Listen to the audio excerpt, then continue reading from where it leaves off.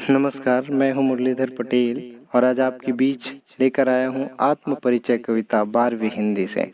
हमने पूरी कविता को 2 भागों में 2 वीडियो में बांटकर पढ़ने और समझने का प्रयास किया है। उसी का भाग 2 आज है आपके सामने। चलिए कविता की ओर चलते हैं।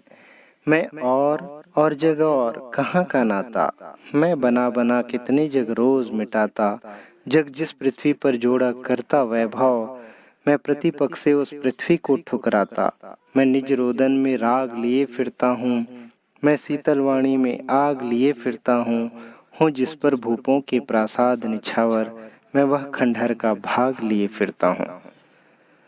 प्रस्तुत काव्य पंक्तियाँ आरोह भाग 2 के आत्म परिचय नामक पाठ से लिया गया है, जिसके रचयिता हरिवंश राय बच्चन जी हैं। प्रसंग है, यहाँ पर कवि ने अपने और संसार के बीच संबंध को स्पष्ट किया है।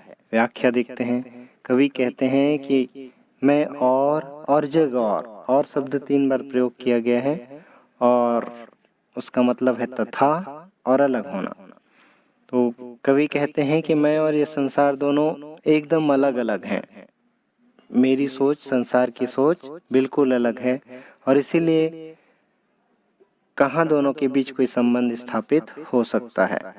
मैं बना कितने जग रोज मिटाता, मैं अपने ख्वाबों में, अपने कल्पना में रोज कितने ही प्रेम की दुनिया का निर्माण करता हूँ और मिटा भी देता हूँ, बनाता हूँ और मिटाता हूँ। जग जिस पृथ्वी पर जोड़ा करता वैभव अर्थात सुख संपत्ति, संपदा, ऐश्वर्य। तो इस पृथ्वी पर लोग जिस तरह धन संपत्ति इकट्ठा करते रहते हैं, रोज इकट्ठा करने में लगे हैं, तो मैं हर कदम से उस धरती को ही ठुकराता जाता हूँ, उस पृथ्वी को ठुकराता जाता हूँ, मैं इसी दुनिया को ठोकर मारता हूँ। मैं निज रोदन में राग लिए फिरता हूँ, शीतल वाणी में आग लिए फिरता हूँ। रोदन यानी कि रोने में, तो मैं अपने रोने में, अपने रुदन में प्रेम का, वियोग का गीत लिए हुए फिरता हूँ, राग लिए हुए घूमता हूँ। और शीतल वाणी में आग, यहाँ पर विरोधाभास अलंकार है कि प्रेम की मधुरता के कारण मेरी वाणी शीतल है, किंतु संसार में प्रेम को नहीं अपनाने के कारण, मेरे प्रेम के अपमान के कारण संसार के प्रति विद्रोह का भाव है, तो उस प्रेम की गर्माहट भी है। मैं अपनी शीतल वाणी में उस प्रेम की ऊर्जा को लिए हुए घूमता हूँ जिस पर भूपों के प्रासाद निछावर, मैं वह खंडहर का भाग लिए हुए फिरता हूँ। तो मेरे इस प्रेम के खंडहर में, इस टुकड़े में बड़े बड़े राजा महाराजाओं के महल भी निछावर हो सकते हैं, तो मैं उस खंडहर के टुकड़े को लिए हुए घूमता हूँ।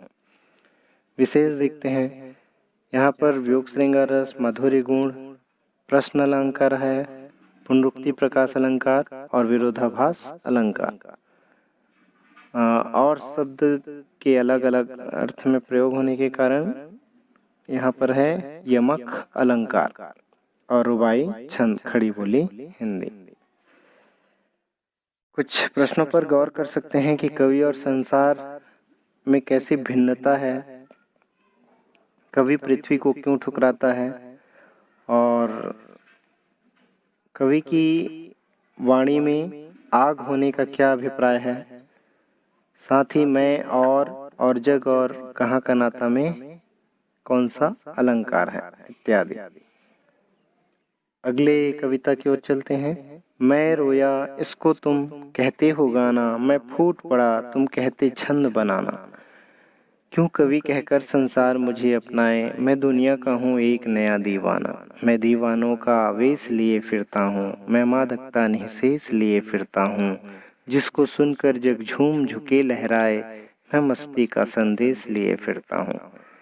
इस अंश में कवि ने अपने प्रेम अनुभव के बारे में और अपने संदेश के बारे में बताया है। कवि कहते हैं कि मैं प्रिय के वियोग में, प्रिय से मिलने की प्यास में जब रोता हूँ, तो मेरा अंतर्मन, मेरा हृदय वेदना से भर जाता है, या मेरे अंतर्मन से वेदना के शब्द निकलते हैं और उसे ही ये संसार, ये दुनिया वाले गीत का नाम दे देते हैं। और ये संसार मेरे वियोग गीत को सुनकर मुझे कवि कह के अपनाना चाहता है, लेकिन मैं तो एक प्रेमी दीवाना हूँ। मैं दुनिया का हूँ एक नया दीवाना। मैं तो दुनिया के लिए एक नया प्रेमी दीवाना हूँ, मेरी यही पहचान है। और आगे कहते हैं कि मैं दीवानों का वेश लिए फिरता हूँ। तो मैं इस दुनिया में दीवानों का वेश लेकर दीवानों की तरह पागल होकर घूमता फिरता हूँ। और मादकता निःशेष लिए, मादकता यानी नशा है यहाँ पर प्रेम का नशा, निःशेष यानी जो कभी समाप्त ना हो। तो मैं अपने प्रेम के कभी समाप्त ना होने वाले नशे को लेकर घूमता रहता हूँ।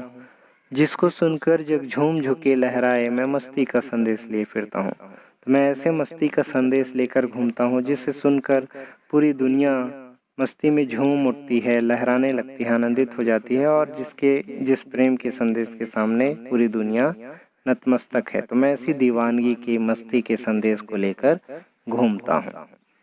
विशेष देखते हैं यहाँ पर योग श्रृंगार रस, माधुर्य गुण और खड़ी बोली हिंदी, अनुप्रास अलंकार और प्रश्न अलंकार, साथ ही रुबाई छंद।